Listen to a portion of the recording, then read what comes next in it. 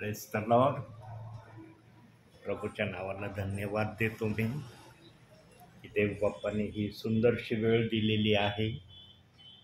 कालच मी तुमच्याकडे येणार होतो, परंतु काल ही संदेशाची वही जो संदेश तुमच्यासाठी प्रभूने मला दिला, तो संदेश ज्या नावाने मला मिळाला त्याच ठिकाणी मी तो संदेश सांगण्याचा प्रयत्न करतो. काल ही वही नसल्यामुळं मी तुमच्यापर्यंत येऊ नाही शकलो. रावरीपर्यंत काल होतो, परंतु वरती येण्याची इच्छा नाही झाली. म्हणलं वही माझ्याकडून विसरण्यात आलेली आज देवबाप्पांनी दाखवलं. आज बघूया देवबाप जो संदेश तुमच्यासाठी दिलेला आहे त्या संदेशातून देवबाप आपल्याशी कसं बोलतो. तर भक्तीची सुरुवात आपण प्रार्थनेने करू. सिस्टर प्रार्थना करा.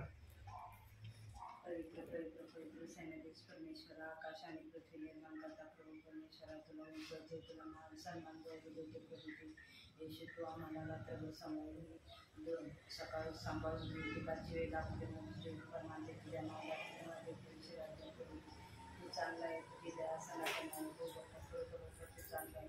हे माझ्या देवा परमेश्वराचा धन्यवाद कर. हालेलुया. धन्यवाद येशू राजा प्रभूजी. येशू पास्टरला तू सुखरूप आमच्या मंडळीमध्ये घेऊन आला म्हणून तुझे आभार मानते प्रभूजी. त्यांचे येणे जाणे आशीर्वादित कर. त्यांच्या संगीला त्यांना लागणाऱ्या सर्व गोष्टी अडचणी दूर कर प्रभूजी. येशू त्यांच्या संगीला प्रभूजी ते आम्हाला जे ते वचन सांगते बाप्पा, त्या वचनाप्रमाणे वागण्यासाठी तू आम्हाला सहाय्य आणि मदत कर. आणि पापी तुझ्यासमोर येण्याची लायकी प्रभूजी, परंतु तू आमच्याशी बोल प्रभूजी. हे माझ्या देवा परमेश्वराचा धन्यवाद कर. हालेलुया. आशीर्वाद प्राप्त प्रभूजी. तू आमच्या संगीत बोल प्रभूजी. येशू काय चुकला असेल तर क्षमा करेल. पुढची वेळ मी तुझ्या हाती सोपते बाप्पा आणि तुझ्या दया कर. हालेलुया. प्रार्थना ऐकल्याबद्दल तुझे आभार मानतो. येशूच्या गोड आणि पवित्र नावाने मागते. आमेन. आमेन. प्रियांनो, जगामध्ये सर्वात महत्त्वाची जागा किंवा महत्त्वाचं स्थान आम्ही आमच्या प्रभूला देणं गरजेचं आहे. जगामध्ये कोणतंच काम असं नाही जे प्रभूपेक्षा मोठं आहे.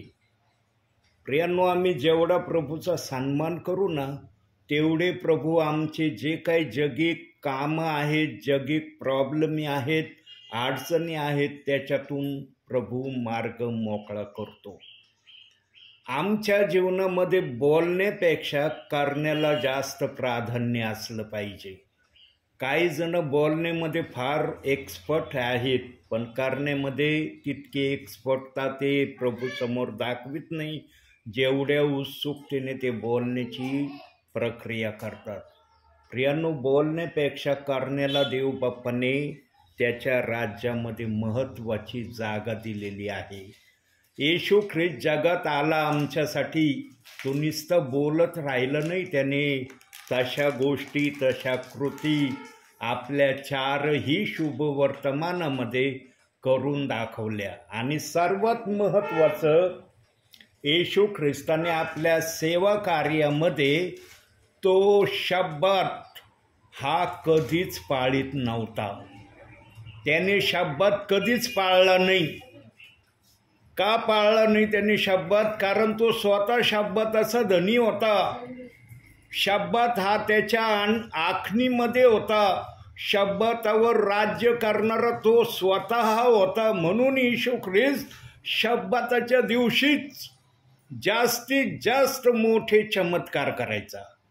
आणि जेव्हा मोठे चमत्कार शब्बाताच्या दिवशी व्हायचे, तेव्हा शास्त्री, सदुकी, परुषी आणि याजक वर्गजन नेहमी म्हणायचे, तू 6 दिवस चिन्ह चमत्कार करत नाही, पण 7व्या दिवशी तू जो शब्बात आहे, जे आम्हाला मोशेने नियमशास्त्राप्रमाणे वागण्याची एक दिशा दाखवलेली आहे, त्या शब्बाताच्या दिवशीच तू असे मोठे कार्य करून शब्बात का मोडतो? परंतु येशू ख्रिस्ताने पण त्यांना समजावून सांगण्याचा बराच वेळेस प्रयत्न केला, पण जे नियमशास्त्राला बांधलेले होते ना, त्यांना येशू ख्रिस्ताची भाषा समजलीच नाही आणि त्यांनी येशू ख्रिस्ताची भाषा समजून घ्यायचा प्रयत्न पण केला नाही. प्रियांनो, येशू ख्रिस्त आपल्या सेवा कार्यामध्ये त्याने कधीही कोणाची भावना दुखवली नाही.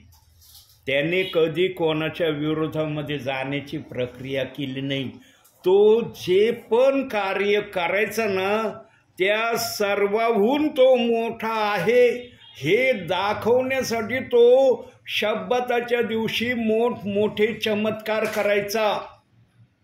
38 वर्षाच्या पंगू व्यक्तीला त्याने शब्दाने चालायला लावलं, असं त्या योहान 5व्या अध्यायामध्ये दिलेलं आहे. 1 ते 14 या वचनामध्ये तो वृत्तांत आम्हाला वाचायला मिळतो की पंगू व्यक्ती 38 वर्ष स्वर्गदूत यायचे, तळ्याला ते पाणी हलवायचे आणि त्याच्यामध्ये जो कुणी सर्वप्रथम उतरायचा त्याला कुठल्याही प्रकारचा आजार असो तो लगेच बरा व्हायचा. पण तिथं एक पंगू व्यक्ती होता जो 38 वर्ष त्या तळ्यामध्ये उतरण्यासाठी त्याने जीवाची रान केलं, जीव आपला कासा विस केला त्या तळ्यामध्ये उतरण्यासाठी, पण त्याला त्या तळ्यामध्ये उतरता आलं नाही.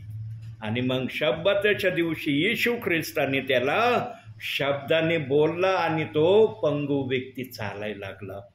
आणि जेव्हा शास्त्री सदुकी पुरुषांना कळलं की 38 वर्षाचा पंगू व्यक्ती यांनी बरा केला, तेव्हा त्यांनी येशू ख्रिस्ताची तारीफ करण्यासाठी आले नाही, तर येशूचा विरोध करण्यासाठी आले आणि म्हणले, तू शब्दाच्या दिवशी असे मोठे कार्य का करतो?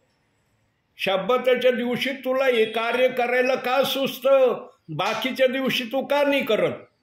आणि प्रियांनो, येशू ख्रिस्ताने त्याला समजवून सांगण्याचा प्रयत्न केला की शब्दाचा धनी मी आहे.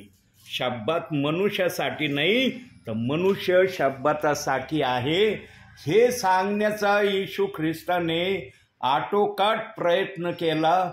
परंतु त्यांनी येशूची भाषा ना ऐकली, न ऐकलेल्या गोष्टीप्रमाणे करण्याची त्यांनी प्रक्रिया दाखवली. म्हणून प्रियांनो, ज्यांनी येशू ख्रिस्ताचं त्या समायात ऐकलं त्यांचं कल्याण झालं आहे असं वचन सांगतं. म्हणून येशू ख्रिस्ताने आधी वचनाचा त्या पिढीला शब्द दिला होता. काय शब्द दिला होता? काढूया जरा आपण बायबलमधून. मत्ती शुभवर्तमान 28वा अध्याय, मत्ती शुभवर्तमान 28वा अध्याय 20वं वचन. आणि हा भी वचनाचा शब्द आजही त्यांच्यासाठी लागू आहे. 28वा अध्याय 20वं वचन.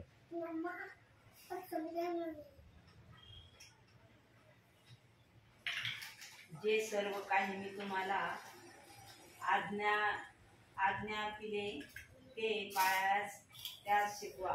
आणि पहा, युगानुयुगाच्या समाप्तीपर्यंत मी सदोदित तुमच्याबरोबर आहे. युगाच्या समाप्तीपर्यंत सदोदित तुमच्या बरोबर आहे. येशू ख्रिस्ताने त्याच्या सेवा कार्यामध्ये कोणत्या बाप्तिस्माची आज्ञा दिली होती?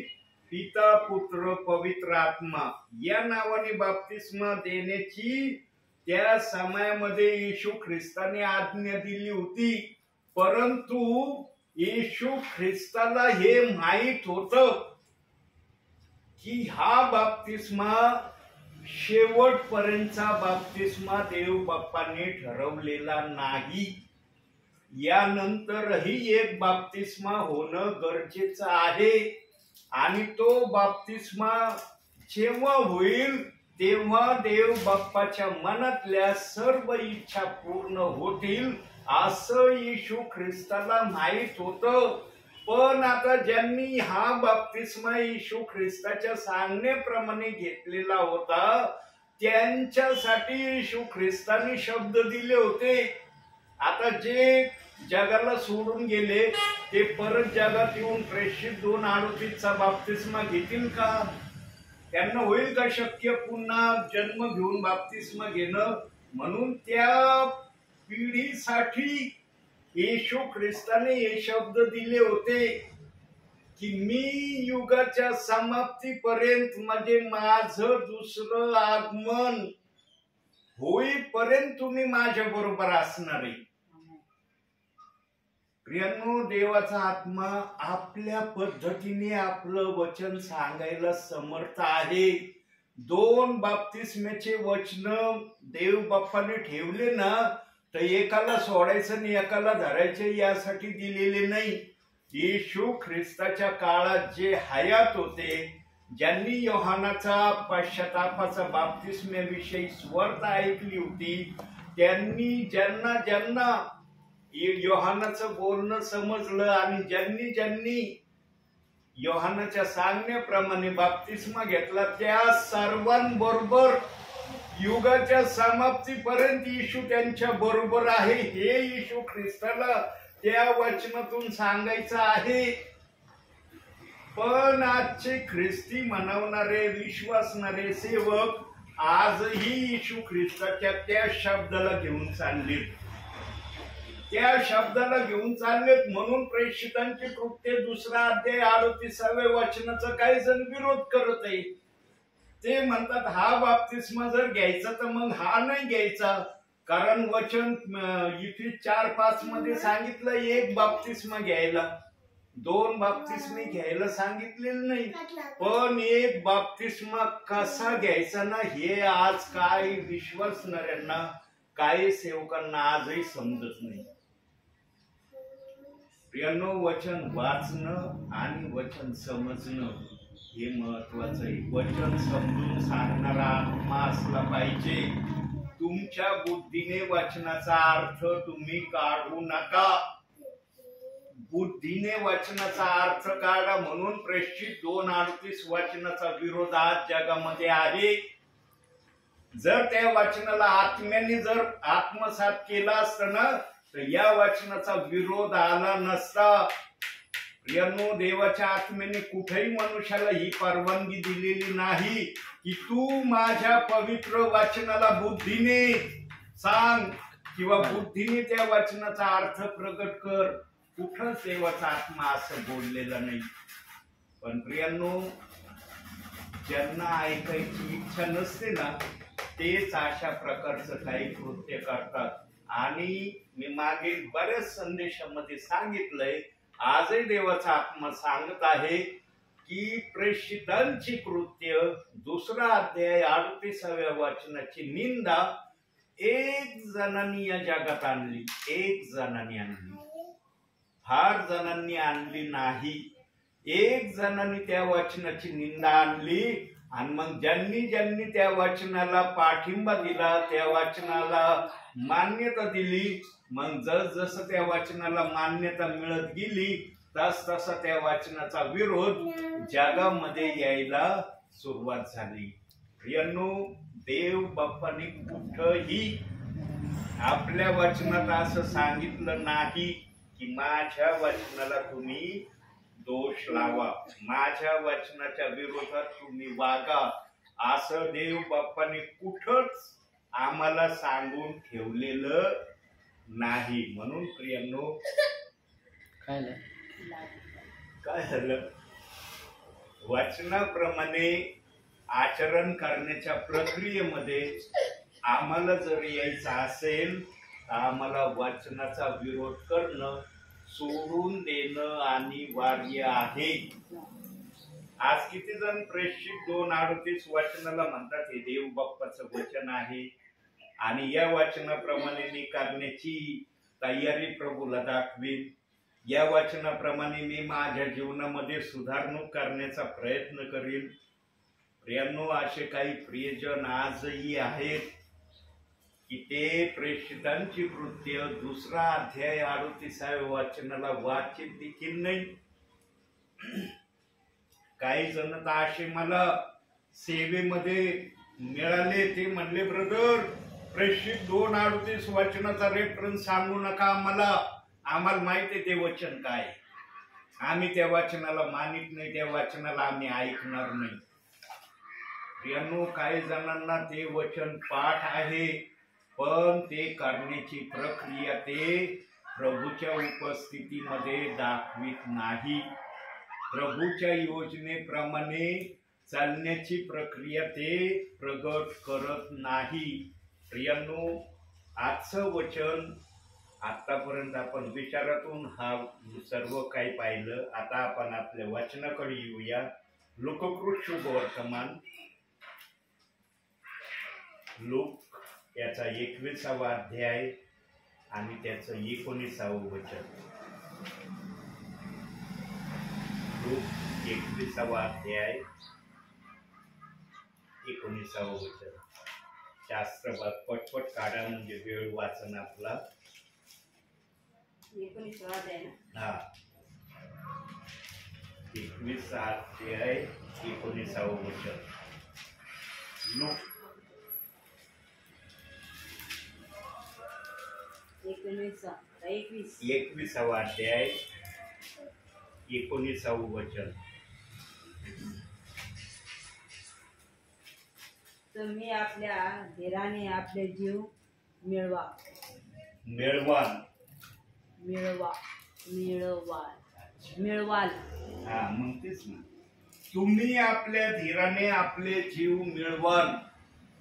प्रियांनो, हे वचन देव बाप्पाचं येशू ख्रिस्त हयात असताना येशू ख्रिस्ताच्या सांगण्याप्रमाणे ज्यांनी येशू हयात असताना तशा क्रिया प्रक्रिया केल्या, त्यांनी तो जीव आपला मिळविलेला आहे.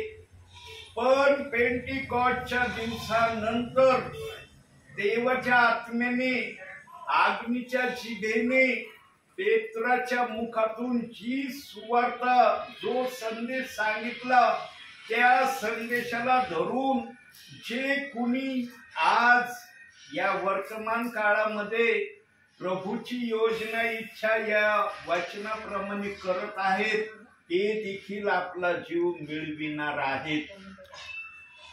आणि या वचनाप्रमाणे सर्वांना आपला जीव मिळवण्याचा अधिकार देव बाप्पाने दिलेला आहे. प्रियांनो, आज प्रेषित 2:38 वचनाची सुवार्थ सांगायला निरनिराळ्या ठिकाणी सेवक सेविका ब्रदर लोक जात आहेत. का जात आहेत? कारण देव बाप्पाने त्यांना तसा आदेश दिलेला आहे. या वचनाची सुवार्थ सांगणं बंद झालेली नाही आणि ही सुवार्थ सांगणं येशू ख्रिस्ताच्या दुसऱ्या आगमनापर्यंत चालू राहणार आहे. येशू ख्रिस्ताच्या येण्याच्या काही क्षणा अगोदर पर्यंत प्रत्येक विश्वासणाऱ्याला, प्रत्येक सेवकाला या वचनाचा स्वीकार करण्याचा देव बाप्पाने अधिकार दिलेला आहे. आता किती जण या अधिकाराचा उपयोग करतील ते देव बाप्पाला माहिती आणि त्या विश्वासणाऱ्यांना माहिती. परंतु या वचनाची सुवार्थ सांगणं आजही देव बाप्पाने बंद केलेलं नाही. आजही देव बाप्पाचा दरवाजा प्रत्येकासाठी उघडा आहे की तुम्ही आपल्या धीराने आपले जीव मिळवाल. पण हे जीव आम्ही कसे मिळवायचे हे आम्हाला माहित असणं गरजेचं आहे. आता वचन नुसतं वाचलंय, वचन वाचलं म्हणजे सगळं समजतं का आम्हाला? काय बोलायचं या वचनाला, काय सांगायचंय आत्म्याला या वचनातून, हे महत्वाचं आहे. आणि वचनाची भाषा आत्म्याने लिहिलेलं आहे, तर आत्म्याशिवाय ही भाषा कोणाला सांगता येणं शक्य नाही. म्हणून आपण जरा बदामासारखं याला फोडूया या शब्दाला. लोककृत शुभवर्तमान 21वा अध्याय 19व्या वचनाला काढूया आपण. लुकाचंच पुस्तक 1ला अध्याय. पटपट शास्त्र भाग काढण्याचा प्रयत्न करा. 1ला अध्याय लोककृत शुभवर्तमान 17वा अध्याय 17वं वचन.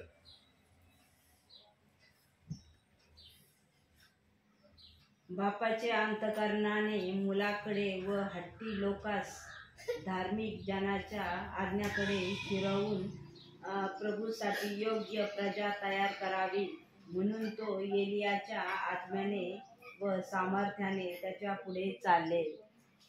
प्रियांनो, आदिशिबाला जो पुत्र होणार होता त्या पुत्राचं नाव योहान ठेव असं सांगण्यात आलं होतं. परंतु आदिशिबाच्या ठाई ज्या मुलाचा जन्म होणार होता त्या ठिकाणी या नावाला विरोध करण्यात आलेला होता आणि सांगण्यात आलं होतं की या नावाचा कोणीही नाही आमच्या कुळामध्ये. म्हणून देव बाप्पांनी पण त्या ठिकाणी एक मोठा चमत्कार केला आणि त्या चमत्कार आपला विषय हा नाही, पण जीव मिळवाल हा जो शब्द आहे या शब्दाला प्रगट करण्यासाठी या वचनाच्या माध्यमातून देव बाप्पाने आपलं कार्य पुढं नेलं असं वचन आम्हाला सांगतं. आणि त्या ठिकाणी जी प्रजा तयार करण्याविषयी देव बाप्पा बोलला त्या प्रजेचा प्रामुख्याने मुख्य अर्थ काय होता की प्रभूला एक प्रजा हवी आहे, प्रभूला दोन प्रजा नको आहे. प्रभूने दोन प्रजेचं प्रावधान आपल्या वचनामध्ये कुठंही केलेलं नाही. त्याचा ठाम पुरावा बघू. योहानकृत शुभवर्तमान जसा विचार येईल तसे आपण विचार पण वचनातून प्रगट करत जाऊ.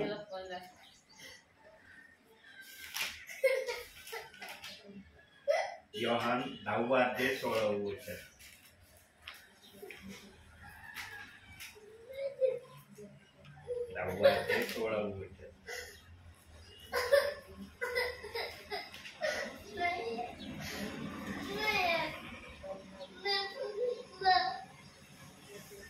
या मेंढपाळातील नव्हते अशी माझी दुसरी मेंढपाळे आहे, तीही मला आणली पाहिजे.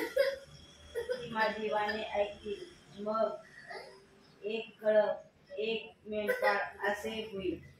एक कळप एक मेंढपाळ असे होईल म्हणजे देव बाप्पांनी या वचनात सांगितलंय की त्याला दोन कळप नको आहे.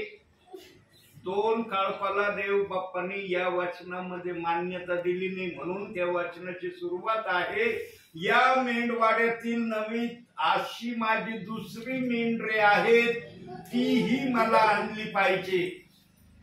प्रियांनो, जेव्हा आत्म्याची भाषा सर्वांना समजल ना की दुसऱ्या मेंढवाड्यातली मेंढर कोणती आहेत, आत्म्याच्या भाषेने जेव्हा कळलं ना की दुसऱ्या मेंढवाड्यातली मेंढर, तेव्हा एक कळप एक मेंढपाळ होणार आहे. जोपर्यंत आत्म्याची भाषा विश्वासणाऱ्यांना सेवकांना समजत नाही काही जणांना, तोपर्यंत आम्हाला दिसणार आहे की मत्ते 28:19 एक कळप आहे आणि प्रेषितांची कृत्ये 2 अध्याय 38व्या वचनाचा एक कळप आहे.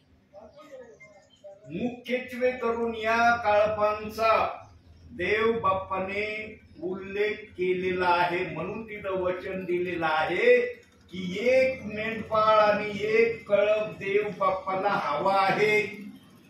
पण मत्ते 28:19 वचन मानणारे म्हणतात की हाच कळप देव बाप्पाने प्रस्थापित केलेला आहे. जर हाच कळप देव बाप्पाने प्रस्थापित केलेला आहे, मग प्रेषित 2:38 वचन आणण्याची देव बाप्पाला काय गरज पडली? त्या वचनाची सुवार्थ सांगण्यासाठी पेंटिकॉस्टच्या दिवशी पेत्राला का उभं करण्यात आलं आणि साक्षीच्या प्रमाणावर 3000 जणांनी पेत्राच्या सांगितलेल्या सुवार्तेप्रमाणे बाप्तिस्मे का घेतले? हे बाप्तिस्मे घेणारे पेत्राला असं का नाही म्हणले की येशू ख्रिस्ताने आम्हाला पिता पुत्र पवित्र आत्म्याच्या नामाने बाप्तिस्मा घ्यायची आज्ञा दिली, त्याप्रमाणे आम्ही केलंय आणि तू हे जे सांगतोस याप्रमाणे आम्हाला करण्याची गरज नाही असं का म्हटले नाही ते? जेव्हा आत्मा बोलतो ना, आत्मा बोलायला लागतो ना, तेव्हा विरोध कोणाचा होत नाही. आत्म्यामध्ये एवढं पावर आहे. म्हणून उत्पत्तीच्या पहिल्या अध्यायाच्या पहिल्या वचनात सांगितलंय की पृथ्वीच्या जलाशयावर देवाचा आत्मा तळमळत होता. दिलंय ना पहिलं वचन उत्पत्ती 1:1 मध्ये. प्रियांनो, देवाच्या त्याच आत्म्याने सर्व काही जे काय आम्हाला या पृथ्वीवर दिसत आहे ते शब्दाने आणि कृतीने करून दाखवलेलं आहे. प्रियांनो, आम्ही सर्वांच्या विरोधात जावं, आत्म्याच्या विरोधात जाऊ नये असं मत्ते 12 अध्याय 32व्या वचनात सांगितलंय. का देव बाप्पांनी त्या ठिकाणी तशी आज्ञा दिलेली आहे? कारण कोणालाही देवाच्या आत्म्याच्या विरोधात बोलण्याची आत्म्याने परवानगी दिलेली नाही. आणि देवाचं वचन पण आम्हाला हेच शिकवित आहे की हे वचन उत्पत्तीच्या पहिल्या वचनापासून प्रगटीकरणाच्या शेवटच्या वचनापर्यंत आत्म्याने वचन लिहिलेलं आहे. जर आत्म्याने वचन लिहिलेलं आहे तर त्या आत्म्याने लिहिलेल्या वचनामध्ये प्रेषितांची कृत्य 2 अध्याय 38वं वचन सुद्धा आत्म्यानेच लिहिलेलं आहे. परंतु आज या वचनाविषयी जे या वचनाचा विरोध करणारे आहेत त्यांनी वेगवेगळ्या कल्पना या वचनाच्या बनवलेल्या आहेत. आणि संक्षिप्त मध्ये जर सांगायचं झालं देवाच्या प्रेरणेने तर त्यांना हे वचन मान्य न करण्यासाठी त्यांनी निरनिराळे कारण आज जगामध्ये आणलेले आहेत. प्रियांनो, देव बाप्पाचा आत्मा तुमच्या कारणाकडे लक्ष देत नाही. देव बाप्पाचा आत्मा याकडे लक्ष देतो की हे माझ्या लिहिलेल्या शब्दाला का मानित नाही. म्हणून आजपर्यंत देवाचा आत्मा सर्वांना संधी देण्यासाठी सेवकांना आत्म्याच्या प्रेरणेने आज निरनिराळ्या ठिकाणी सेवेला पाठवित आहे. जसा मी आज आपल्या घरात आलो. कशाला आलोय प्रियांनो? या ठिकाणी मी वेळ घालवायला आलो. मी सेवक आहे. चला, काय मला कोणत्या परिवारात जाऊन कोणाचा टाइम खराब करण्याचा अधिकार देवाने दिलाय या अनुषंगाने आलोय. प्रियांनो, अतिशय तोला मोलाचा समय साधलेला आहे. आजचाच दिवस तुमच्यासाठी तारणाचा असू शकतो. जर हे वाक्य बोललं ना मग म्हणते ना आमचं तारण नाही झालं का? आम्ही आतापर्यंत बिगर तारण चाललो का? आजचा दिवस जर तारणाचा तुम्ही म्हणतात मग इथून मागा आम्ही काय बिगर तारणामध्ये चालत आलो का? प्रियांनो, 2 बाप्तिस्माच्या वचनामुळे ना विश्वासणाऱ्याच्या मनामध्ये इतके शंकेचे जाळे त्यांनी तयार ठेवलेत ना. काही जण सहन करतात, काही जण पटकन बोलून मोकळे होतात. ज्यांना ऐकण्याची इच्छा नसते ते लगेच बोलून जातात. ब्रदर, तुम्ही जर म्हणता आजचा दिवस तारणाचा आहे मग इथून मागा आमचं काय बिगर तारणात आम्ही आलोत का? प्रियांनो, देवाच्या आत्म्याच्या भाषेला समजण्यासाठी ना आमच्या जवळ तो आत्मा असला पाहिजे जो आत्मा देवाने आम्हाला दिलेला आहे.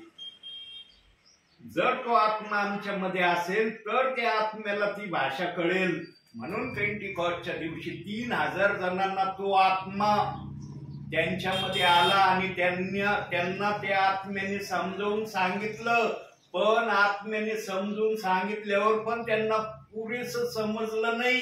म्हणून ते पेत्राकडे आले आणि म्हणाले, प्रेषितांची कृत्य 2 अध्याय 37व्या वचनामध्ये हे ऐकून त्यांच्या अंतःकरणाला चुरचुर चुटपुट लागली आणि ते सर्वजण पेत्राकडे आले आणि पेत्राला म्हणाले, आम्ही काय करावे? तेव्हा पेत्राने पण त्यांना सांगितलं की तुमच्या पापाचा पश्चाताप करा पापाची क्षमा व्हावी म्हणून येशू ख्रिस्ताच्या नामाने बाप्तिस्मा घेणं गरजेचं आहे. मग तुम्हाला पवित्र आत्मा दिला जाईल.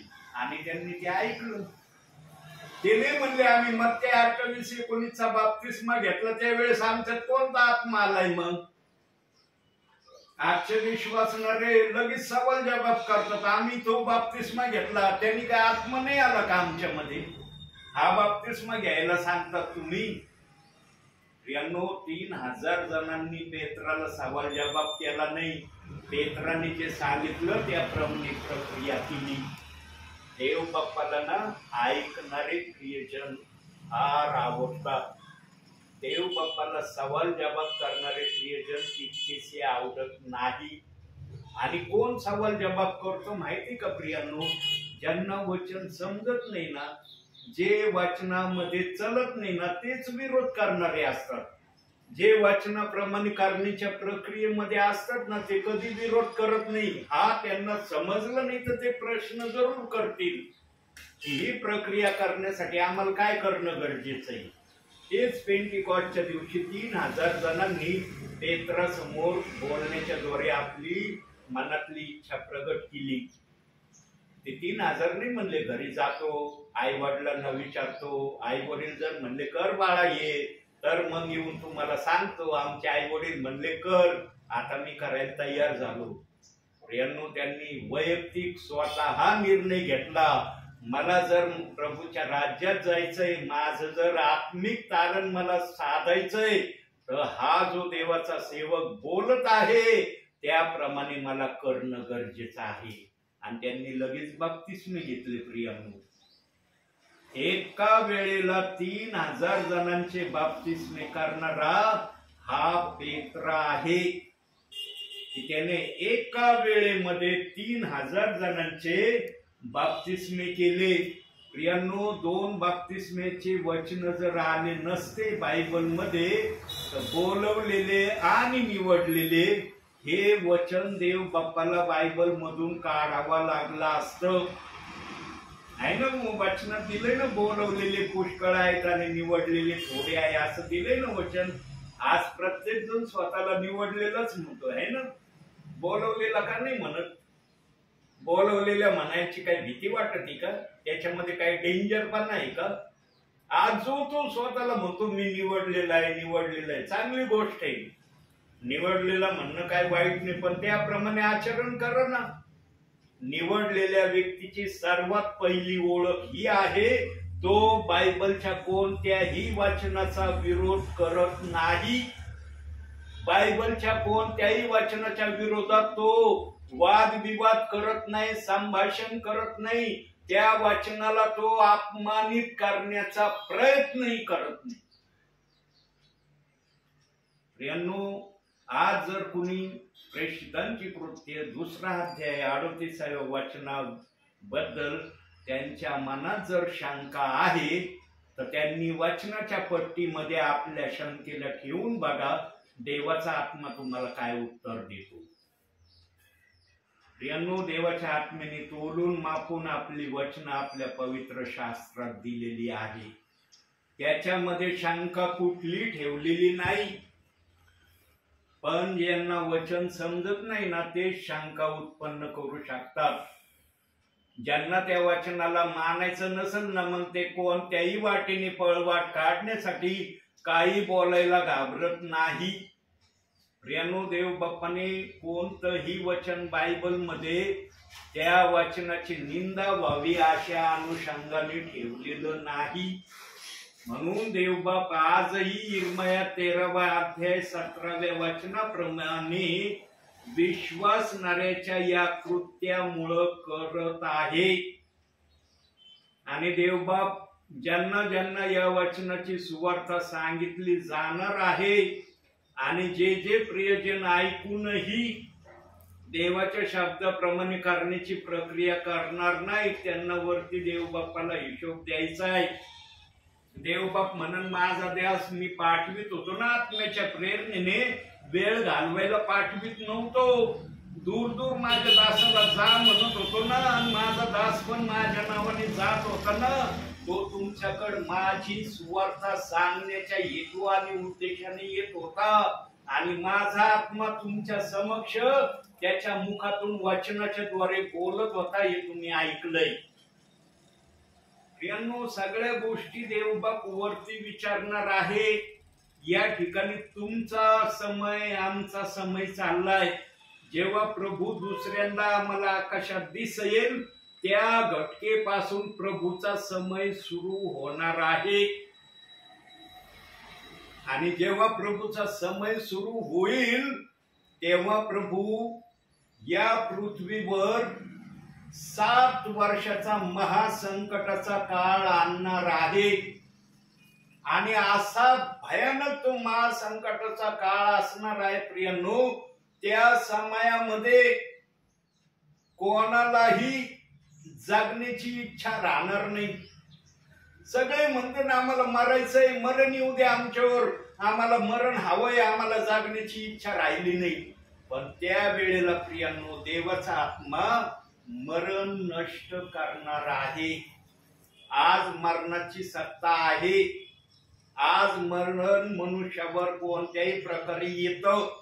पण महासंकटाच्या समयामध्ये देव बाप्पाने आपल्या प्रगटीकरणाच्या पुस्तकात लिहून ठेवलेलं आहे की मनुष्य मरणाची अपेक्षा करतील. ते म्हणतील आम्हाला मरायचंय, आम्हाला आता जगायचं नाही, पण मरण त्यांच्यापासून दूर पळेल. अशा तऱ्हेचा शब्द बायबलच्या आत्मेने आपल्या प्रगटीकरणामध्ये लिहून ठेवलेला आहे. पाहूया आपण तो एक शब्द जरा. प्रगटीकरण, शेवटचं पुस्तक बायबलचं, 9वा अध्याय 6वं वचन.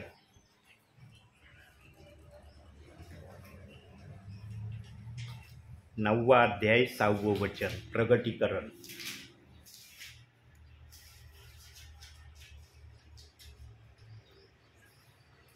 त्या दिवशी मनुष्याने मरण्याचा प्रसंग पाहतील तरी तो त्यास मिळणार नाही. मरण्याची उत्कंठा धरतील तरी मरण त्यापासून दूर पड. त्यापासून मरण काय होणार आहे? दूर पळणार आहे. आज मनुष्य मरणापासून दूर पळण्यासाठी काय काय प्रयत्न करतोय, काय काय गोष्टी करतोय. शरीरावर जर कुठल्या प्रकारचा हल्ला झाला तर त्यातून सुटण्यासाठी हर प्रकारची प्रक्रिया करतोय.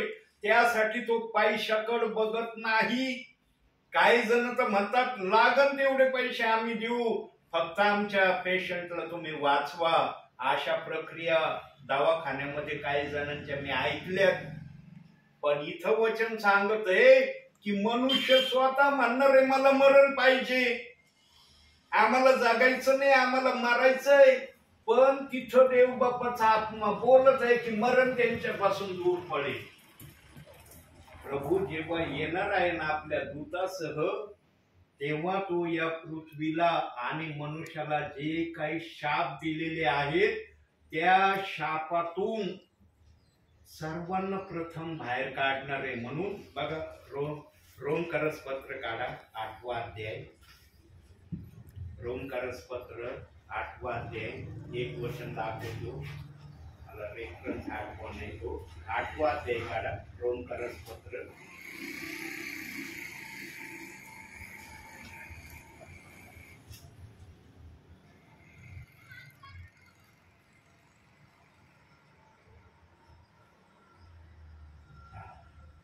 एकविसावं वचन, 20-21 वचन वाचा.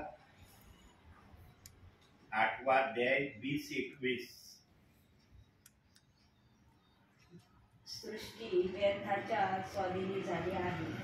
कृष्णे नव्हे तर ज्याने ती अशी स्वाधीनी केली आहे. त्यामुळे सृष्टी स्वतः नश्वरतेच्या दास्यातून मुक्त होऊन तिला देवाच्या लेकराची गौरवयुक्त मुक्तता मिळाली. या आशेने असे झाले. आता मी वाचतो ही 2 वचन. सृष्टी व्यर्थतेच्या स्वाधीन झाली ती आपखुशीने नव्हे तर ज्याने ती अशी स्वाधीन केली त्याचमुळे सृष्टी स्वतः नश्वरतेच्या दास्यातून मुक्त होऊन तिला देवाच्या लेकराची गौरवयुक्त मुक्तता मिळेल या आशेने असे झाले. बघा, या पृथ्वीला देखील मुलाची उपमा मिळणार आहे. ही पृथ्वी सुद्धा प्रभूच्या शापाला आजपर्यंत सहन करत आहे आणि ती या नश्वरतेच्या दास्यातून जेव्हा प्रभू तिच्यावरचा शाप काढेल तेव्हा ती मुक्त होणार आहे.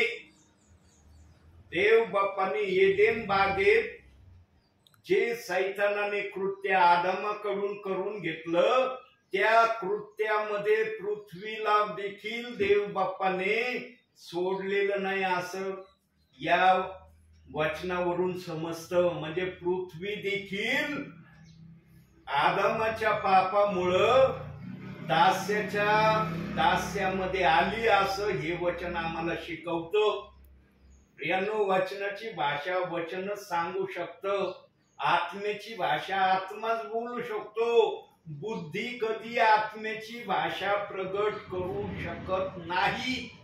आत्म्याच्या भाषेसाठी आत्माच असणं गरजेचं आहे, तेव्हा वचन सांगता येईल. तुम्ही वचन वाचताना बुद्धीने सांगायचा प्रयत्न केला ना प्रियांनो, मला कधीही वचन सांगता येणार नाही. आणि जो सेवक प्रभूने जर त्यांना एखाद्या ठिकाणी सेवेला पाठवलं नाही आणि तो जर त्या ठिकाणी सेवेला गेला ना, तिथं आत्मा बोलत नाही बरं का कधी कधी सेवका बरोबर. मग सेवक वचन वाचतो पण ते वचन पुढून सांगता येत नाही सेवकाला. का सांगता येत नाही? कारण आत्मा बोलत नाही. बुद्धी काय सांगणार आहे आत्म्याच्या वाचनाला? जर बुद्धी आत्म्याच्या वाचनाला पुढून सांगायला लागली मग आत्म्याची काय किंमत राहील प्रियांनो? आत्म्याला कोणता अधिकार राहील जर बुद्धी सर्व काही आत्म्याची भाषा फोडून सांगायला लागल्यावर? म्हणून प्रियांनो, आत्म्याची भाषा बोलण्यासाठी आत्म्याच्या प्रेरणेने सेवेला जाणं गरजेचं आहे आणि आत्मा म्हणून त्याप्रमाणे करणं महत्वाचं आहे. तर ती सेवा देव बाप्पाला मान्य होती आणि ऐकणाऱ्यांसाठी आशीर्वाद येतो. जर एखादा सेवक बुद्धीच्या प्रेरणेने गेला ना कुठं सेवेला, तर त्याच्याकडून तशी सेवा होणार नाही जशी सेवा करण्याची अपेक्षा विश्वासणारे सेवकाकडून करतात. म्हणून प्रियांनो, आत्म्याच्या प्रेरणेने सेवा करणं हे सेवकाचं सर्वात पहिलं टार्गेट त्यांनी ठेवलं पाहिजे. तो बुद्धीच्या प्रेरणेने सेवेला कधीही बाहेर निघता कामा नये. तो जर बुद्धीने सेवेला निघाला तर बुद्धीच्या प्रेरणेने सेवा आत्म्याची होईल याची सेवकाने कधीही खात्री मानू नये. तो गडबडल्याशिवाय, गोंधळल्याशिवाय आणि त्याची त्रेधा उडाल्याशिवाय राहणार नाही. बुद्धीच्या सेवेने कधीही आत्म्याचं कार्य पूर्ण होत नाही. आत्म्याचं कार्य पूर्ण होण्यासाठी आत्माच तुमच्या बरोबर असणं गरजेचं आहे. प्रियांनो, आणखी तुम्ही आपल्या धीराने आपले जीव मिळवाल याच्यासाठी आणखी एका वचनाकडे आपण जाऊया. त्यासाठी काढूया लोककृत शुभवर्तमान 21वा अध्याय जो काढला होता पहिला आणि 28वं वचन बघा. लोककृत शुभवर्तमान 21वा अध्याय 28वं वचन.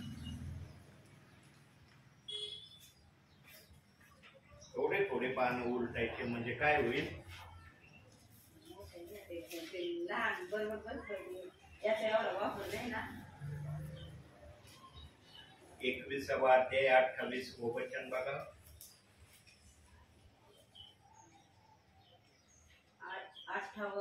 28 21वा अध्याय 28वं वचन.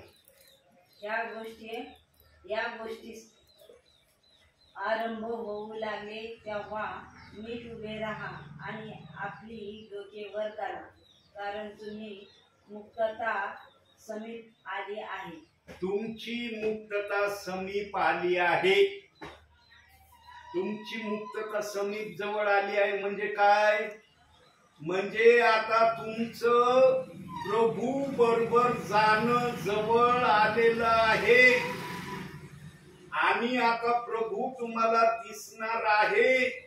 ज्या प्रभूने वायदा केलेला आहे की जसा मी स्वर्गात जातो तसा मी पुन्हा दुसऱ्यांदा येईल, ती घटिका पूर्ण होण्याची वेळ आलेली आहे. म्हणून वचनात सांगितलंय या गोष्टी आरंभ होऊ लागले तेव्हा नीट उभे राहा आणि आपली डोकी वर करा, कारण तुमची मुक्तता समीप आली आहे. आम्हाला नीट उभं राहायचं म्हणजे काय माहिती का? देव बाप्पाला नीट उभं राहा म्हणजे काय सांगायचं या शब्दातून? की आम्ही वचनाप्रमाणे देव बाप्पाच्या राज्यामध्ये चालण्याची प्रक्रिया करणं गरजेचं आहे. जो वचनाप्रमाणे चालण्याची प्रक्रिया करण्याच्या इच्छेत राहतो प्रियांनो, तो कधी वचनाला दोष लावण्याची इच्छा ठेवीन का? त्याच्या मनात येईल का मला वचनाला दोष लावायचंय, वचनाच्या विरोधात चालायचंय, वचनाच्या विरोधात काही अपशब्द बोलायचे? प्रियांनो, तो नीट उभा राहतो ना, तो आत्मा जे सांगन तेच ऐकतो. पण जो नीट उभा राहत नाही ना, मग तो कधी कधी वचनाला दोष लावण्याच्या प्रक्रियेला घाबरत नाही. प्रियांनो, इतका कट्टर शाऊल, ज्याला पाऊल हे नाव देव बाप्पाने नंतर दिलं, इतका ख्रिस्ताच्या विरोधात वागणारा होता. पण जेव्हा शाऊलाला प्रभूने नीट केलं दिमिश्काच्या वाटेवर, तेव्हापासून शाऊलाचा जो पाऊल झाला त्याने कधीही देवाच्या विरोधात कोणत्या प्रकारची कुरकुर केली नाही, अपशब्दाने देवाला दुखवलं नाही. देव बाप्पाने जे सांगितलं तेच त्याने त्याच्या जीवनात केलं. म्हणून तो पाऊल शाऊल काय म्हणतो, एक वचन बघूया आपण.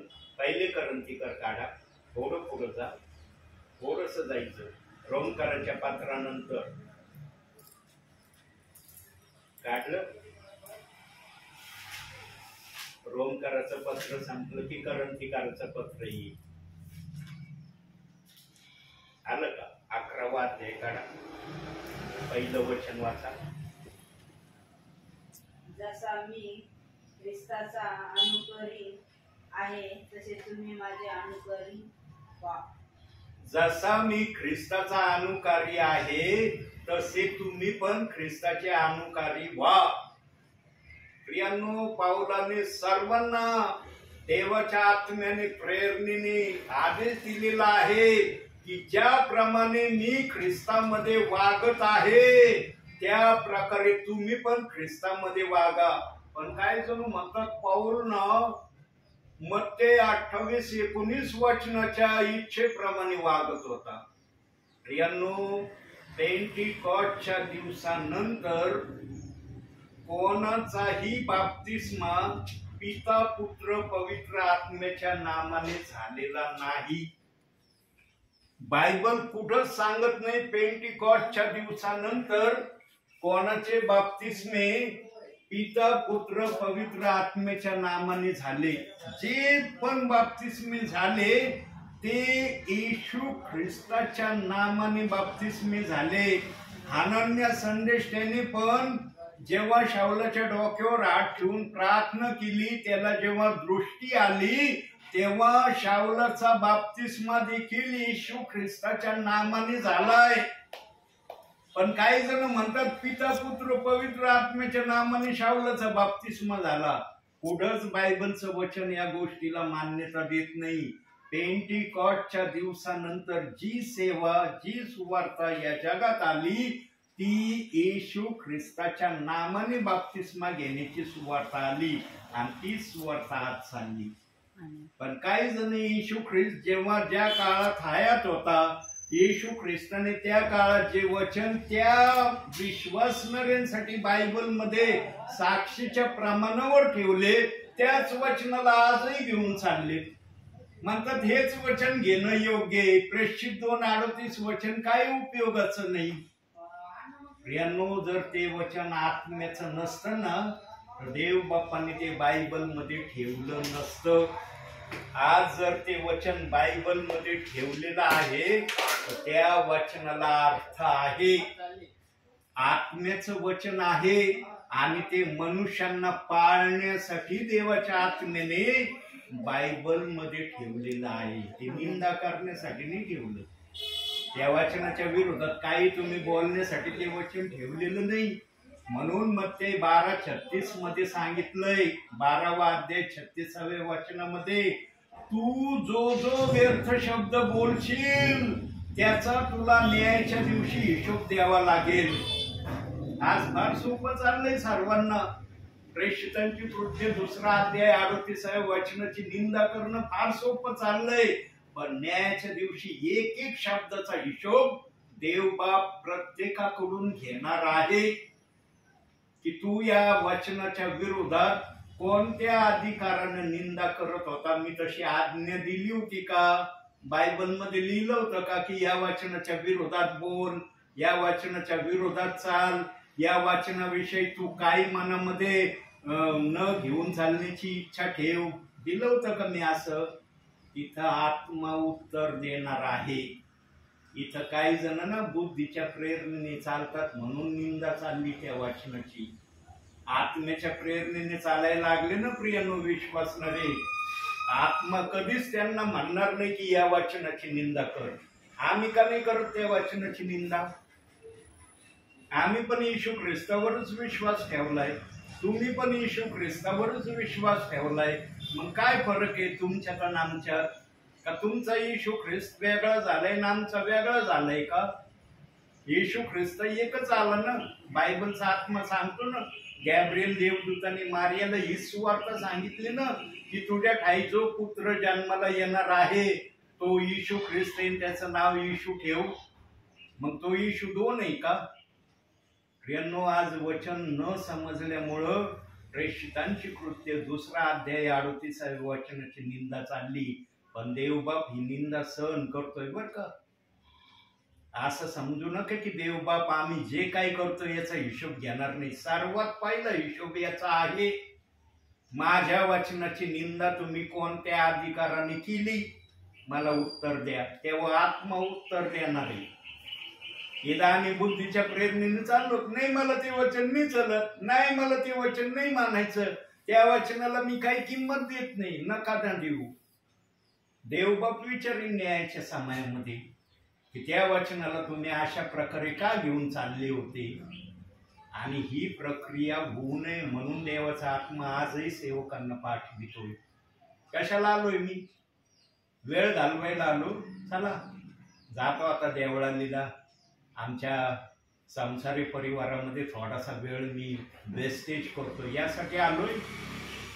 यांनो, फार मोलाचा आणि तोलाच्या समयात देवबाप तुमची आठवण करतोय.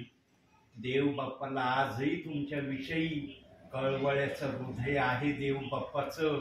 आणि हा दाखवल्याशिवाय कधीच जाण्याच्या प्रक्रियेमध्ये उतरत नाही.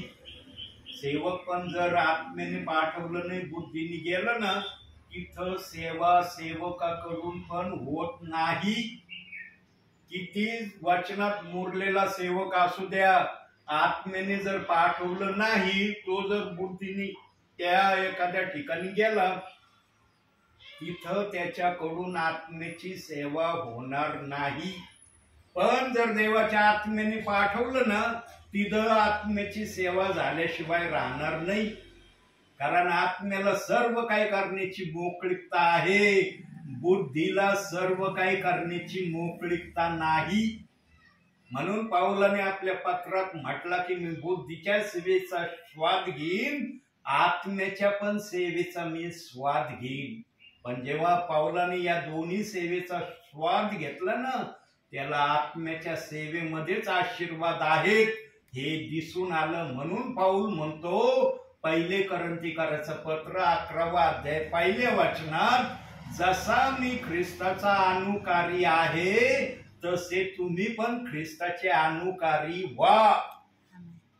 असंच नाही म्हणत प्रियांनो पाऊल आम्हाला.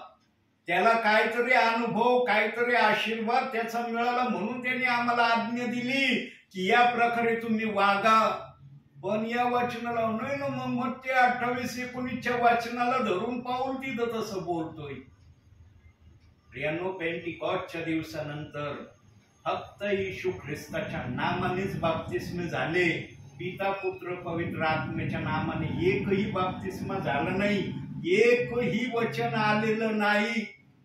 गलती करायच्या पात्रामध्ये सुद्धा सांगण्यात आलेलं आहे, ख्रिस्ताच्या नामामध्ये त्यांचा बाप्तिस्मा झाला, म्हणजे येशू ख्रिस्ताच्या नामात. आणि त्याचं वर्णन 1 पेत्र 1 अध्याय 11व्या वचनात दिलंय. आणि त्याचंच वर्णन प्रेषितांची कृत्य 16वा अध्याय 7व्या वचनातही दिलंय. सगळ्या वचनाचे पुरावे पवित्र आत्म्यासमोर आहेत की पेंटिकॉस्टच्या दिवसानंतर येशू ख्रिस्ताच्या नामानेच बाप्तिस्मे झाले. पिता पुत्र पवित्र आत्म्याच्या नामाने एकही बाप्तिस्मा झालेला नाही, असं पेंटिकॉस्टच्या दिवसानंतर देव बाप्पाला सांगायचंय. पण आजच्या या वर्तमान काळामध्ये आम्ही पाहतो खुलेआम पिता पुत्र पवित्र आत्म्याच्या नामाने बाप्तिस्मा चाललाय ना प्रियांनो. म्हणून वचनात सांगितलं, एक वचन बघू आता, मीच काढतो ते वचन. 1 कोरिन्थीकराचं पत्र 7वा अध्याय 23वं वचन. 1 कोरिन्थीकराचं पत्र 7वा अध्याय 23वं वचन. बघा तिथं असं लिहिलंय, तुम्ही मोलाने विकत घेतलेले आहात, मनुष्याचे दास होऊ नका. प्रियांनो, देवाच्या आत्म्याने आम्हाला स्पष्टपणे आज्ञा दिली की देवाने तुम्हाला मोलाने विकत घेतलंय, माणसाचे दास होऊ नका. माणसाच्या दासाच्या दास्यामध्ये चालण्याची प्रक्रिया कधीच आपल्या जीवनामध्ये आणू नका. देवाला जे आवडतं तेच करण्यामध्ये संतोष मानण्याचा तुम्ही प्रयत्न करा. पण आज किती जण करते त्या वचनाप्रमाणे? प्रियांनो, देवाचा आत्मा आजही सेवकाच्या मुखातून आत्म्याच्या प्रेरणेने सांगत आहे की माझा दास जे सांगायला आलाय खरं सांगायला आलेला आहे. तो आपल्या मनाचं काही सांगायला तुमच्यापर्यंत मी पाठवलेला नाही. परंतु आज किती जण विश्वास ठेवतात प्रियांनो? या दासाने अनेक गावांमध्ये, अनेक शहरांमध्ये प्रेषितांची कृत्य 2 अध्याय 38व्या वचनाची घोषणा केली. किती जण म्हणले आम्हाला हे वचन समजलं. पेंटिकॉस्टच्या दिवशी 3000 जणांना वचन समजलं. ते लगेच पेत्राकडे आले आणि पेत्राने सांगितल्याप्रमाणे त्यांनी केलं.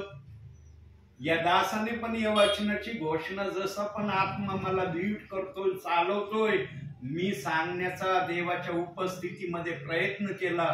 किती जणांनी स्वमुखाने कबुली जबाब दिला की आम्हाला हे वचन समजत आहे, थोडं का होईना हे वचन आम्हाला समजलं. प्रियांनो, ऐकण्याची प्रक्रिया चालली, पण करण्याच्या प्रक्रियेमध्ये बहुसंख्य विश्वासणारे आजही उतरायला तयार नाही. का उतरायला तयार नाही? अहो, आम्ही जर हे वचन मानलं मग आमचे पालक काय म्हणतील? त्यांना आपल्या पालकांची जास्त भीती आहे, पण देवाच्या सामर्थ्याची भीती नाहीये. पालक काय म्हणून याची जास्त भीती आहे, पण देव काय म्हणून याची भीती नाहीये.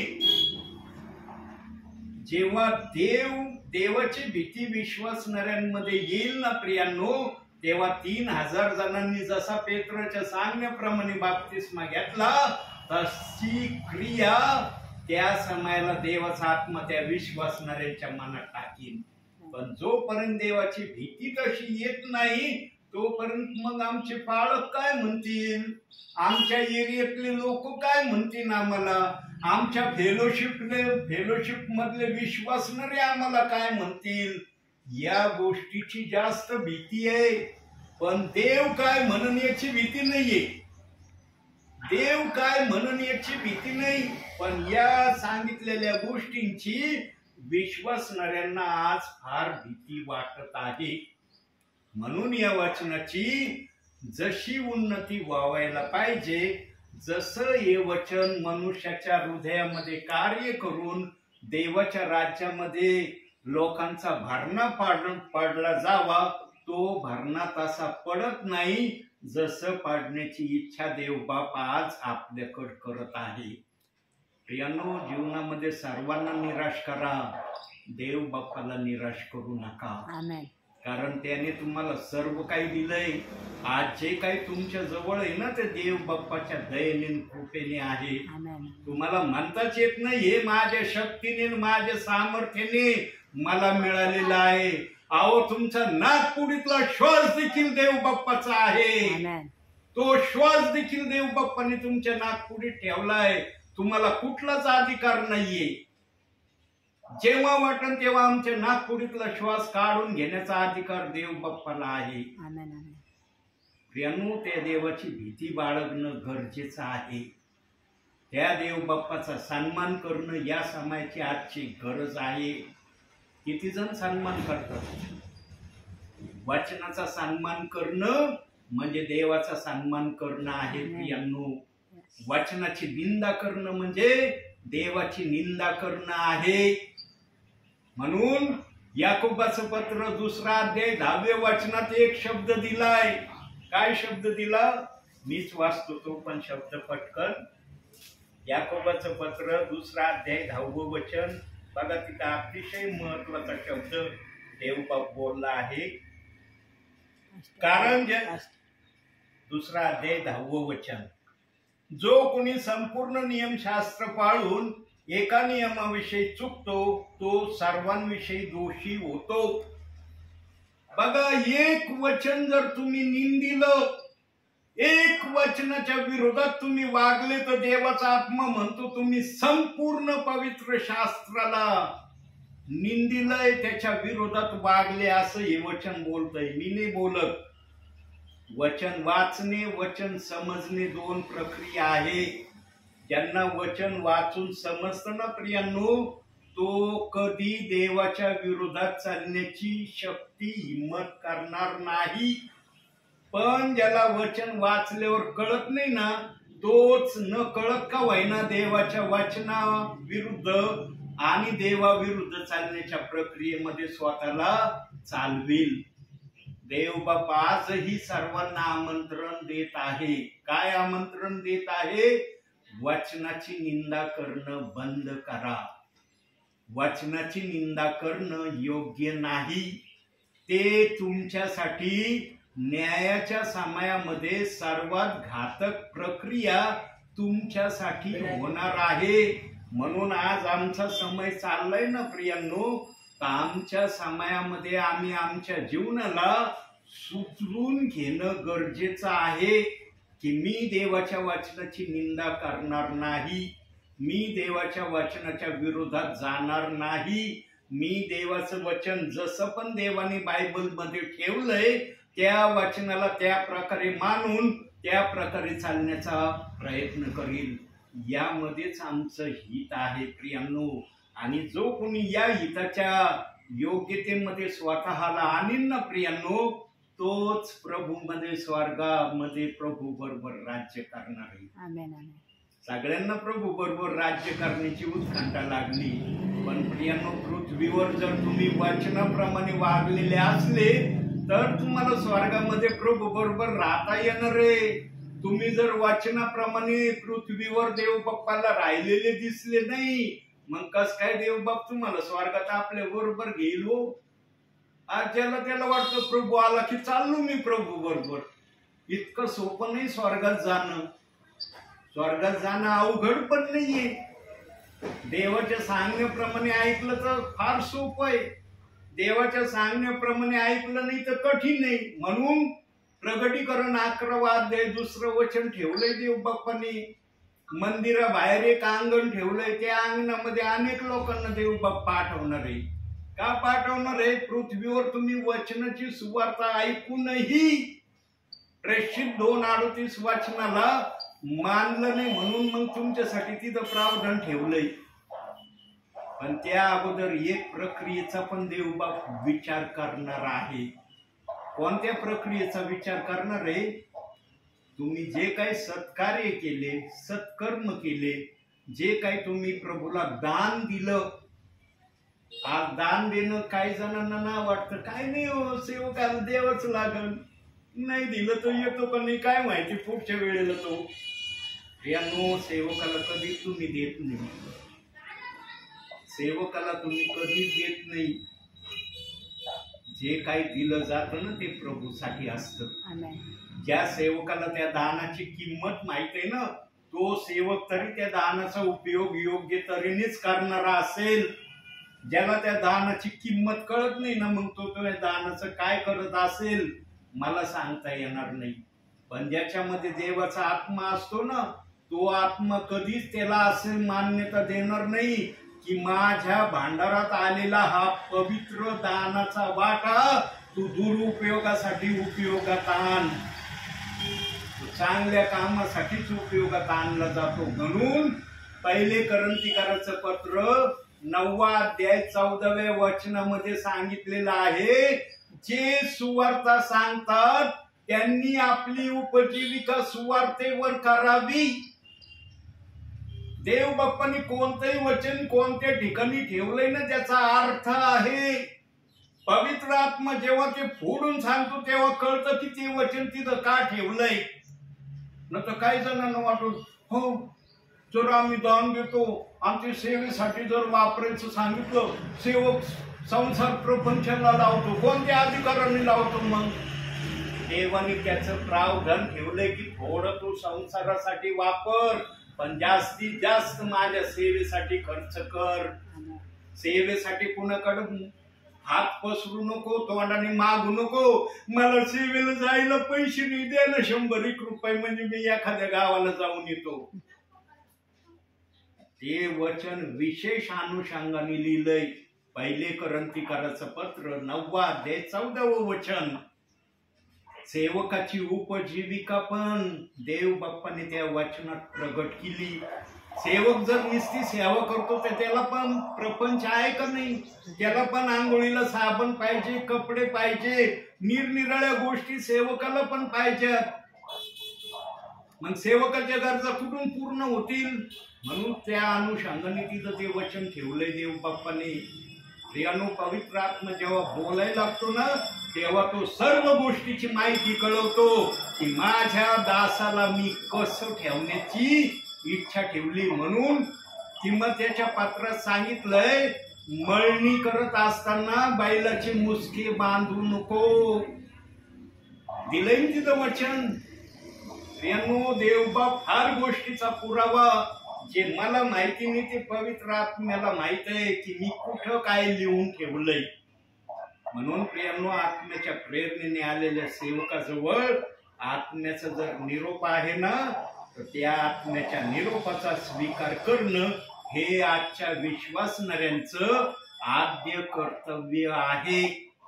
जर विश्वासी वचन ऐकूनही देव बाप्पाच्या वचनाचा सन्मान जर करत नाही तर कोणत्या देवाचा सन्मान करणारे तुम्ही विश्वासी आहात, स्वतःच विचार करा.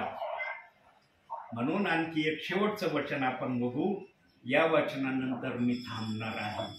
पाहूया शेवटचं वचन. योहान कृत वर्तमान मीच काढतो आता ते वचन. 5वा अध्याय 41वं वचन. योहान 5वा अध्याय 41वं वचन.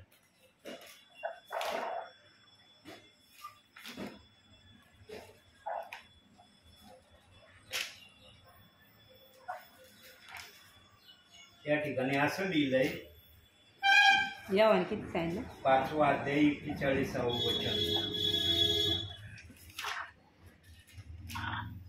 वाचतो आपल्यासाठी मी मनुष्याच्या हातून मान करून घेत नाही.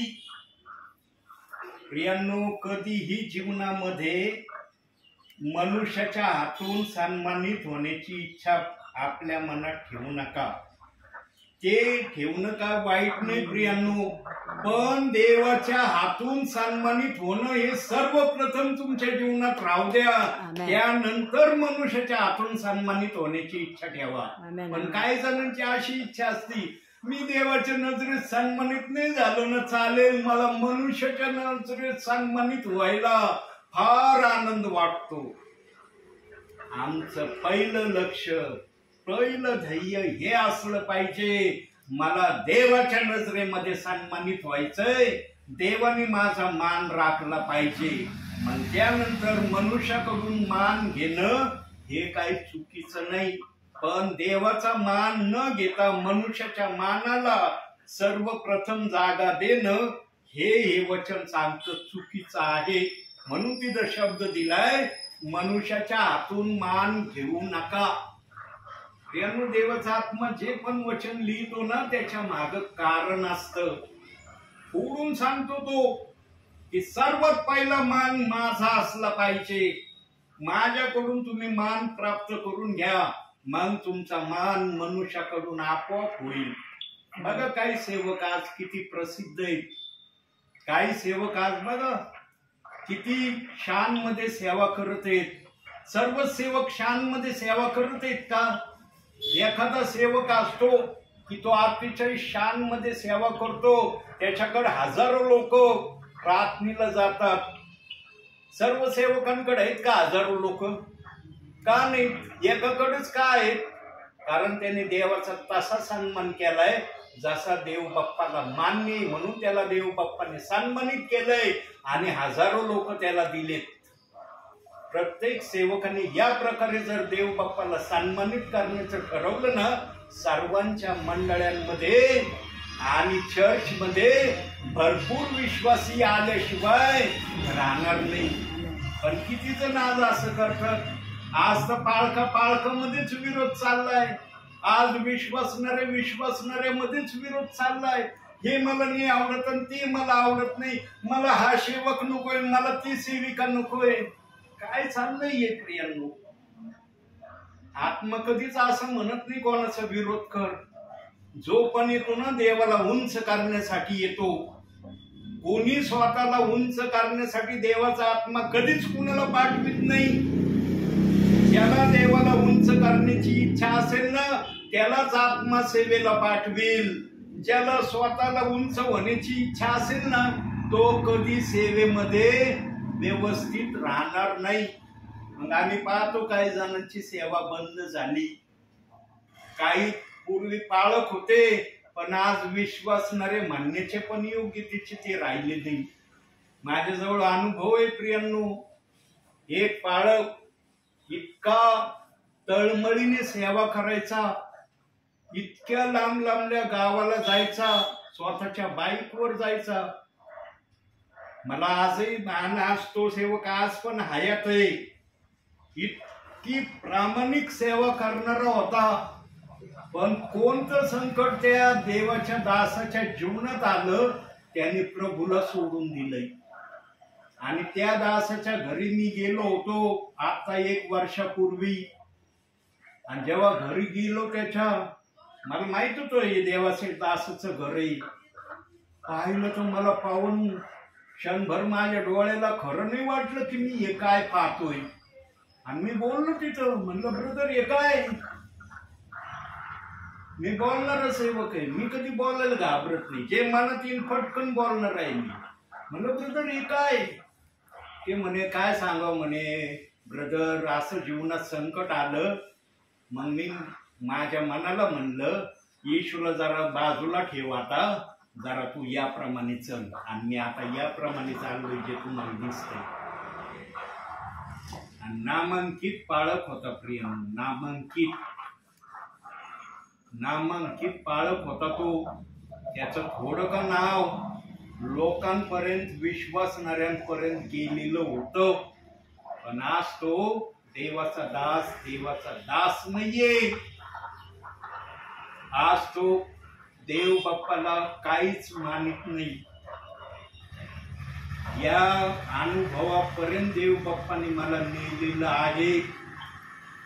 मला तो दास आजही माहित आहे आणि आज पण तो हयातच आहे.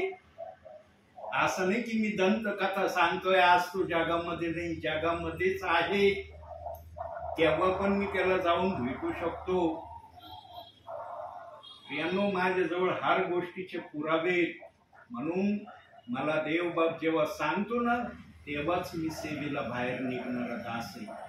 पण कधी कधी मला पण कळत नाही, माझ्याकडून पण मिस्टेका होतात कधी कधी. आपण मनुष्य आहोत प्रियांनो, आपण देव नाही, हे लक्षात ठेवलं पाहिजे. आपण मनुष्य आहोत, पण जो देवाचा आत्मा आपल्यात येतो तो आपल्याद्वारे त्याचं कार्य करून घेतो. कधी कधी सेवक पण चुकतो, त्याला वाटतं मी आत्मेने आलोय, पण जेव्हा आत्मेने नसतं ना तेव्हा त्याला काही सेवा करायला जमत नाही.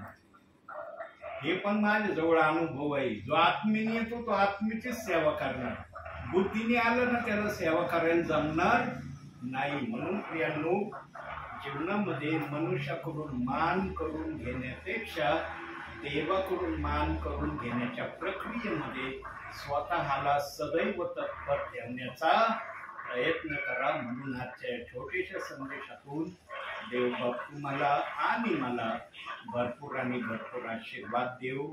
आमेन. डोळे बंद करा. एक सेकंद आपण शांत राहूया प्रियांनो, मग आपण प्रार्थना करूया. आपल्या मनाला आपण स्थिर करू.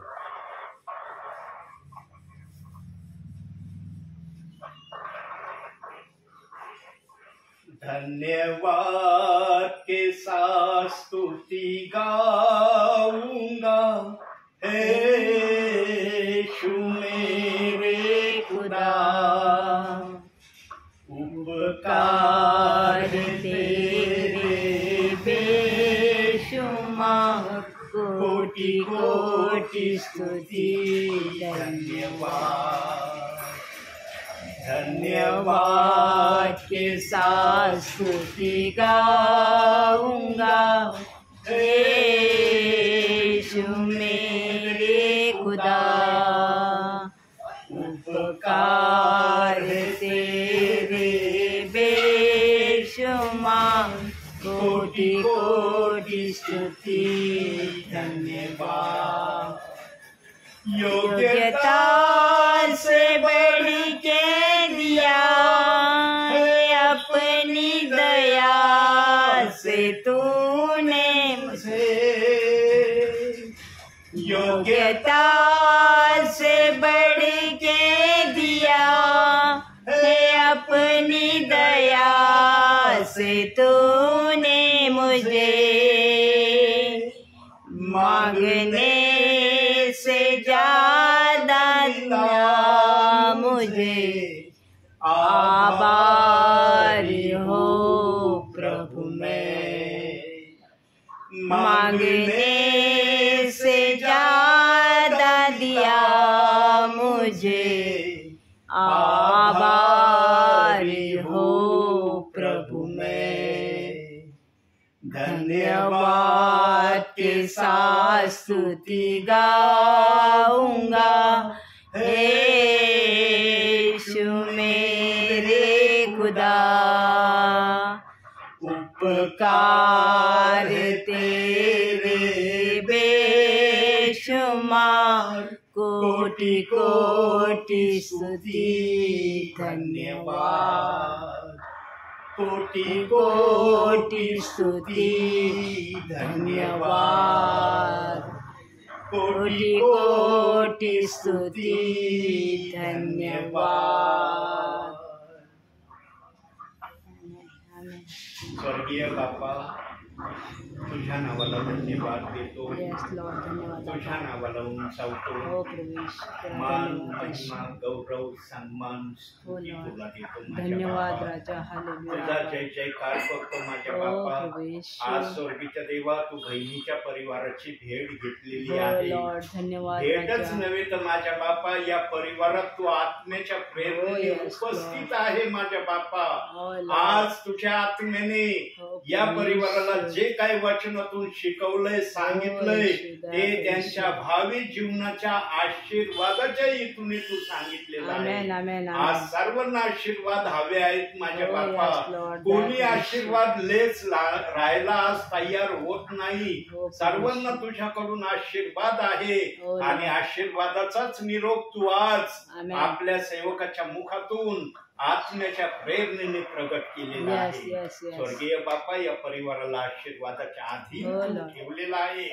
याप्रमाणे अधिक आशीर्वादाच्या अधीनतेमध्ये या परिवाराला तू ठेव अशी मी तुला प्रार्थना करतो. हो Lord. या परिवारातले लहान थोर प्रियजन तुझ्या कृपेच्या हातात ठेव माझ्या हो बापा. प्रभू येशू. सर्वांना आशीर्वाद दे. हो Lord. सर्वांच्या द्वारे तू उंचावला गौरविला Amen, जा amen, amen. अशी मी तुला प्रार्थना करतो हो माझ्या Lord, दया बापा. कर येशू. या परिवारात सर्व प्रियजनांना उत्तम आरोग्य दे. Amen. सर्वांना निरोगी ठेव माझ्या बापा. Yes, स्वीकार जर कर कोणी येशूच्या आजारी नावात. असतील माझ्या बापा, प्रभू येशू, तर दया कर रक्तळलेला येशू. हात पुढं करून त्यांना दया तू कर येशू. स्पर्श कर दया कर, आणि त्यांना हालेलुया. आरोग्य दे माझ्या Amen, बापा. amen, अशी amen. मी तुला प्रार्थना Yes, करतो. Jesus, hallelujah. स्वर्गीच्या देवा, सर्वांना तुझं गौरव करण्यासाठी त्यांच्या आरोग्याला तू चांगलं ठेव. Amen. म्हणजे Amen. ते तुझं गौरव करायला Yes, yes, कोणत्याही प्रकारचा संकोच आपल्या मनामध्ये आणणार Oh नाही. Lord. जर एखादा आजारी असेल माझ्या बापा, Oh, तर त्याच्या जीवनातून तुला तसा सन्मान, आदर, Oh, स्तुती Lord. मिळेल काय माझ्या दया बापा. कर येशू. म्हणून जे आजारी आहेत त्यांना तो आरोग्य दे Amen. आणि त्यांना तो